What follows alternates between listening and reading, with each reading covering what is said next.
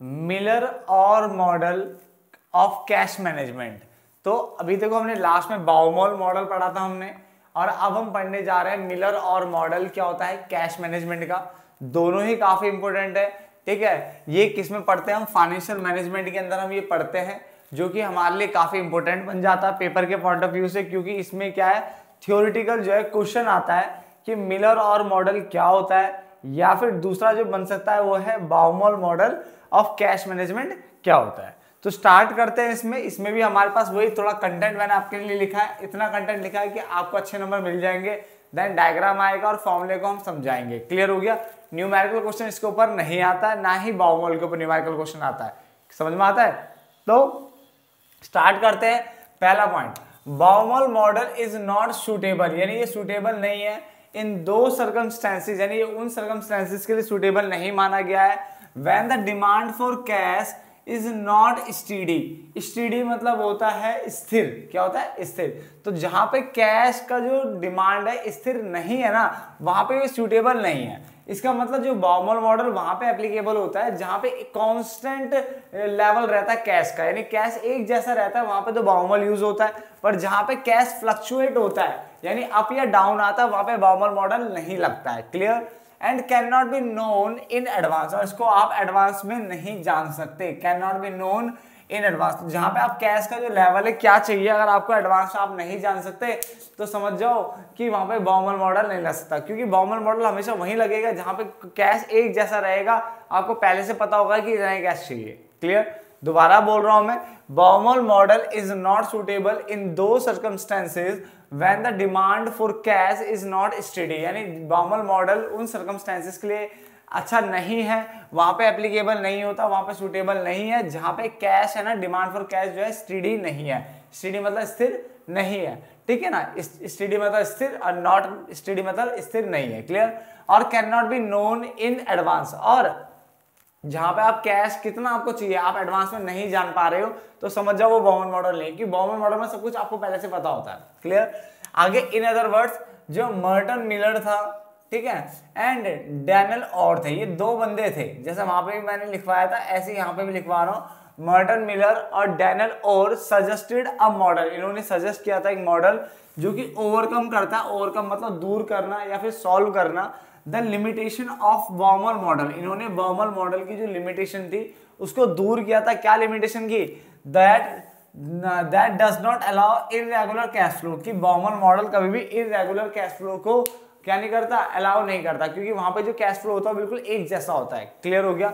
तो जब एक जैसा कैश फ्लो की बात करेंगे तो बाउमॉल मॉडल आएगा, बट जब कैश फ्लो आपका फ्लक्चुएट करेगा तो मिलर और मॉडल आएगा, जो कि मर्टन मिलर और दूसरा कौन, डैनियल और ने क्या किया था, सजेस्ट किया था।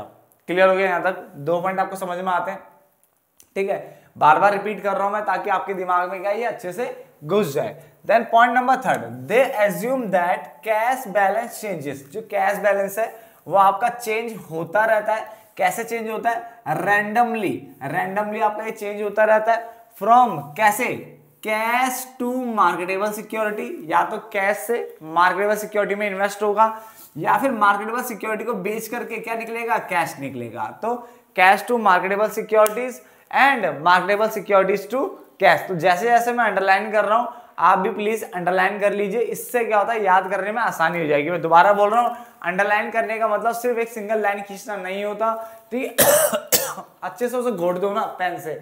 आप बोलोगे मैं हाईलाइट मार्कर यूज कर सकता हूँ या कर सकती हूँ, तो बिल्कुल आप हाईलाइट मार्कर यूज कर सकते हो, बट हाईलाइट मार्कर में भी यार ड्रामा होता है, खरीद के लाओ फिर उसको हाईलाइट करो, है ना। इससे बड़ा जो पेन आपके पास है ना उसी से थोड़ी 3-4 बार घोट दो, अपना भी हाईलाइट हो जाएगा। तो मैं तो सबसे बढ़िया मानता हूँ कि जो पेन आपके हाथ में ना उसी से घोट दिया करो। क्लियर।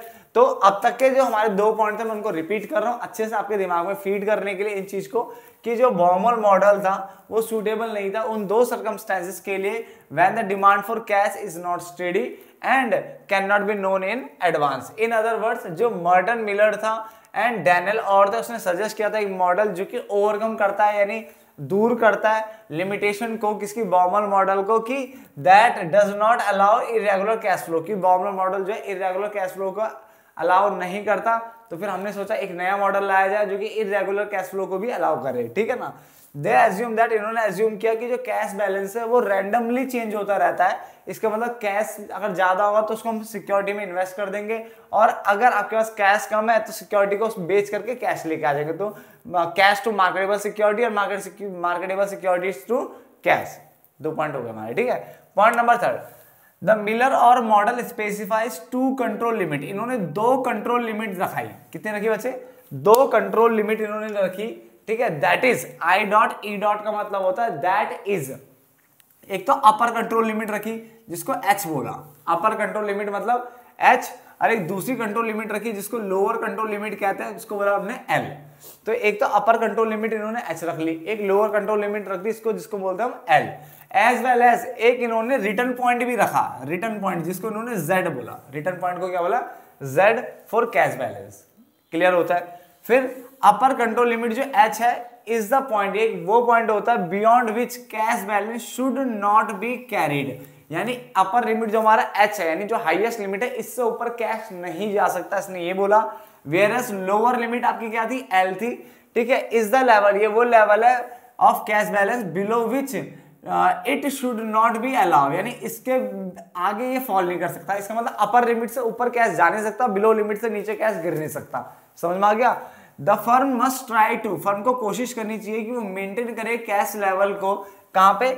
ऑप्टिमम पॉइंट जेड पे, जेड पे वो रखने की कोशिश करे, यानी बिल्कुल बीचों बीच। क्लियर?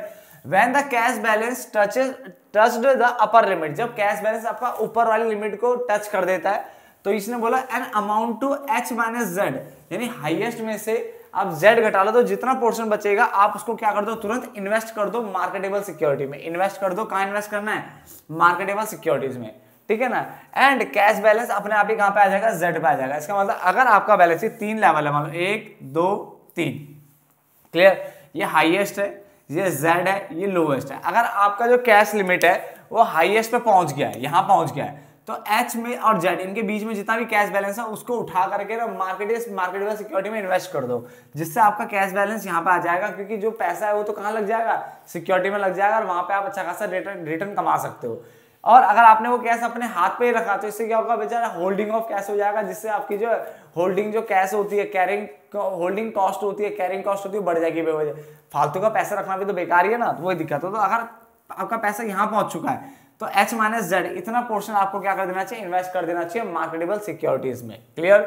जबकि अगर आपका कैश बैलेंस लोएस्ट पे यहाँ पे आ गया, बेचारा बहुत नीचे आ गया, तो आपको क्या करना चाहिए? जेड और एल का जो डिफरेंस होगा, marketable security of value Z minus L, इसको क्या करना चाहिए? सोल्ड कर देना चाहिए। जो आपने इन्वेस्ट कर रखा था पैसा उसको बेच दो और वापस पैसा किस पे आ जाओ? किस लेवल पे आ जाओ? जेड पे आ जाओ। इसका मतलब ज्यादा है तो अपने पैसे को निकाल के इन्वेस्ट कर दो, और आपके पास पैसा नहीं है तो जो पैसा इन्वेस्ट था ना उसको बेच करके वापस लेके आ जाओ। क्लियर हो गया? इसको illustrated, this is illustrated in the following diagram. इसको फॉलोइंग डायग्राम से समझाया जा सकता है, जिसको मैं बनाने वाला हूं। बट इसको मिटाने से पहले मैं एक बार और रिपीट कर रहा हूं, प्लीज आप सबके सब सुनना जरूर, ठीक है? इससे अच्छे से याद हो जाएगा आपको, ठीक है? आगे भागने की कोशिश मत करना। मैंने क्या बोला? Baumol model is not suitable in दो सर्कमस्टेंसेस, वहां पे उन सर्कमस्टेंसेस के लिए सुटेबल नहीं है जहां पे demand for the cash is not steady and can not be known in advance. ये पॉइंट क्लियर हो गया था, ठीक है? इन अदर वर्ड्स, जो मर्टन मिलर था और डैनियल और था, उन्होंने सजेस्ट किया था एक मॉडल जो कि ओवरकम करता है लिमिटेशन को, दूर करता है लिमिटेशन को, किसकी? बाउमल मॉडल की, that does not allow irregular cash flow, जो कि इरेगुलर कैश फ्लो को अलाउ नहीं कर रहा था। तो हमने मिलर और मॉडल लेकर आ गए जो कि इरेगुलर कैश फ्लो का अलाउ करता है। क्लियर? इन्होंने एज्यूम किया कि जो कैश बैलेंस है ना वो चेंज होता रहता है रैंडमली, यानी जो आपका कैश बैलेंस है वो कैश टू मार्केटेबल सिक्योरिटी या फिर marketable security to cash to convert होता रहता है, ठीक है ना? इसके अलावा मिलर और मॉडल ने स्पेसिफाई किया, 2 आपको कंट्रोल लिमिट दी। अपर कंट्रोल लिमिट को एच बोला, लोअर कंट्रोल लिमिट को एल बोला, एज वेल एज एक रिटर्न पॉइंट भी रखा जिसको जेड बोला for cash balance. Clear? Upper control limit H एक ऐसा पॉइंट होता है जिसके ऊपर जिससे ऊपर क्या नाम है? कैश बैलेंस आपका नहीं जा सकता, और लोअर लिमिट को एल बोला था जिसके नीचे, इससे नीचे कैश बैलेंस फॉल नहीं हो सकता, ठीक है ना? बट फर्म को कोशिश करनी चाहिए कि उनको कैश लेवल मेंटेन रखना चाहिए ऑप्टिमम में भी, अनुकूल पॉइंट पे, एक अच्छे पॉइंट पे, जिसको जेड पे इनको रखना चाहिए। क्लियर? देन इसके बाद जब कैश बैलेंस अगर आपका एच पे टच कर जाता है तो आपको एच में से जेड घटा के जितना भी पैसा आएगा उस पैसे को मार्केटेबल सिक्योरिटी में इन्वेस्ट कर देना चाहिए, जिससे कि आप जेड पे वापस आ जाओगे। क्लियर?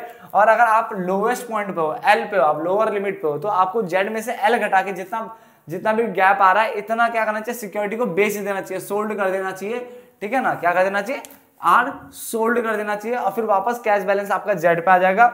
इसको नीचे जो डायग्राम मैं बनाने वाला हूं उससे इलस्ट्रेट किया जाता है, this is illustrated in the following diagram. इसको नीचे फॉलोइंग डायग्राम से समझाया जा सकता है। देखो बकवास बातें हमने कुछ नहीं करी, हमने सिर्फ कॉन्सेप्ट पे ही बात करी है, क्लियर। क्यों, आपका फालतू का टाइम वेस्ट करना भी तो अच्छा नहीं है ना। तो हम कॉन्सेप्ट हर वीडियो में, आप कोई भी वीडियो उठा लो, सिर्फ कॉन्सेप्ट से रिलेटेड बातें होगी, फालतू बातें यहाँ पे नहीं होगी, क्लियर। तो आगे बढ़ते हैं। अब इसका डायग्राम ध्यान से देखिए, इसका डायग्राम कैसे बन रहा है। देखो यहाँ पे एक्स एक्सिस पे हमने टाइम रखा है, वाई पे हमने कैश बैलेंस रखा हुआ है, क्लियर। अब हमने क्या करा, एक दो तीन लाइन खींची, जिसमें ऊपर वाली अपर लिमिट एच है, मैंने एच लिखा हुआ, यहाँ पे लिखा है। रिटर्न पॉइंट जेड है, ये हमारा जेड हो गया, और लोअर पॉइंट एल हो गया, नहीं ये रहा एल, क्लियर हो गया। फिर हमने क्या करा, मैंने इस तरह से फ्लक्चुएशन दिखाई, ऊपर नीचे है ना, और यहाँ पे टच किया। ये जो पोर्शन है, इतना पोर्शन, ये इतना जो होगा पोर्शन हमारा, इतने इन्वेस्टमेंट को यहां से लेकर के ये वाला पोर्शन, इतने, यानी इसको हम क्या बोलेंगे, इसको बोलेंगे हम H minus Z. H minus Z को हम क्या कर देंगे, इन्वेस्ट कर देंगे मार्केटेबल सिक्योरिटी में, यानी इसकी हम इन्वेस्टमेंट कर देंगे कहां पे, मार्केटेबल सिक्योरिटी पे। क्योंकि आपके पास पैसा ज्यादा है, आपके पास पैसा होना कितना चाहिए, जेड। जेड एक ऐसा रिटर्न पॉइंट है जो कि ऑप्टिमम माना जाता है, ये ऑप्टिमम लेवल होता है, क्लियर। तो आपको पैसा चाहिए रिटर्न पॉइंट जितना, बट आपके पास पैसा अपर लिमिट, तो हद से ज्यादा पैसा, तो उसको आप इन्वेस्ट कर लो ताकि आप कुछ रिटर्न तो कमा सको। रखे रखे पैसा खराब होता है, बेकार होता है ना, बेवजह ऐसी पड़ा रहता है, तो इसलिए कुछ ना कुछ कमाओ, तो H माइनस जेड, क्लियर। फिर नीचे आया तो उसमें भी देखो हमारे पास ये जो पोर्शन है यहाँ से लेके यहाँ तक का, ये सेल कर दी, यानी Z में से जो L घटा के, Z और L के बीच का जो डिफरेंस था, इसको आपने सेल कर दिया मार्केट सिक्योरिटी को, ताकि जो पैसा आपका कम पड़ रहा था वो सिक्योरिटी बेची, वहां से पैसा आएगा और आपके रिटर्न पॉइंट पर आप पहुंच जाओगे, क्लियर है। तो ये छोटा सा डायग्राम था, किसका था, ये ऑप्टिमम लेवल है बेटा, ये ऑप्टिमम लिख लो यहाँ पे, ऑप्टिमम लेवल है, ठीक है ना। तो ये छोटा सा डायग्राम था किसका, मिलर और मॉडल, ठीक है, ऑफ कैश मैनेजर। मैं अपनी तरफ से बेहतरीन तरीके से समझाने की कोशिश कर रहा हूँ ताकि आपको अच्छे से समझ में आ जाए कि मिलर और मॉडल और बाउमॉल जो मॉडल है वो है क्या कैश मैनेजमेंट का, क्लियर हो गया ना। फटाफट से इसे नोट डाउन करो, ठीक है। और इसके बाद अभी मैं इसका फॉर्मूला लिखने वाला हूँ, क्या लिखने वाला हूँ, फॉर्मूला लिखने वाला हूँ इसका। अब इस फॉर्मूले को भी ध्यान से देख लीजिए एक बार। देखो फॉर्मूला ना एज इट इज याद कर लो, ठीक है, क्योंकि देखो क्वेश्चन तो उसके ऊपर आता है नहीं, ठीक है, याद कर लो ताकि खाली मतलब कंटेंट बढ़ाने के लिए। अगर आपको 5 नंबर का पूछता तो जितना डायग्राम तक था ना, डायग्राम बनाने तक, तो डायग्राम बनाने तक कर देना बस बहुत है। बट अगर मानो थोड़ा ज्यादा पूछ लेता तो फॉर्मूला भी लिख देना ताकि ना उसको और अच्छा लगे, क्लियर है। और फिर 2-4 लाइनें बना के रख देना उसका आगे। तो फॉर्मूला है the optimum value of cash balance Z, यानी जो ऑप्टिमम वैल्यू आपको निकालनी है कैश बैलेंस जेड की, और अपर कंट्रोल लिमिट जो निकालनी है वो कैसे कैलकुलेट होगी। तो अपर कंट्रोल लिमिट निकालने का फॉर्मूला तो ये रहा, क्या है, 3z माइनस 2l, क्या है, 3z माइनस 2l, ठीक है ना, 3z माइनस 2l, ठीक है ना। z मतलब ऑप्टिमम लेवल, l मतलब लोअर लेवल, तो 3z माइनस 2l कर लोगे तो अपर कंट्रोल लिमिट आ जाएगी। यहां तक समझ में आ गया। और ऑप्टिमम वैल्यू कैसे निकलेगी, ऑप्टिमम वैल्यू मतलब z निकालने के लिए ये देखो रूट टाइप का डाला हुआ है मैंने, ठीक है। वैसे ये क्यूब रूट होता है एक्चुअल में देखा जाए तो, ठीक है ना, बट कोई नहीं, मैंने यहाँ पे रूट का साइन बनाया हुआ है, ठीक है ना, क्योंकि एग्जैक्ट मुझे इसके बारे में एग्जैक्टली नहीं पता, मैं पहले बता देता हूँ वीडियो में, तो इसलिए मैंने रूट डाला हुआ है कि बुक में हर जगह रूट डाला हुआ है, हर बुक में ऑनलाइन जहां जहां मैंने चेक किया वहां रूट डाला हुआ था, इसलिए मैंने रूट डाला हुआ है। फिर 3f, ये आपका स्टैंडर्ड डेविएशन का साइन होता है, ठीक है, इस तरह इसका स्क्वायर 4i, ठीक है ना, प्लस यहाँ पे हमारा क्या आ गया, l आ गया, l जो है वो रूट के बाहर है, और फिर average cash balance 4z minus l upon में 3, ठीक है। ये फॉर्मूला एज इट इज याद कर लो, मैं दोबारा बोल रहा हूँ, ठीक है ना।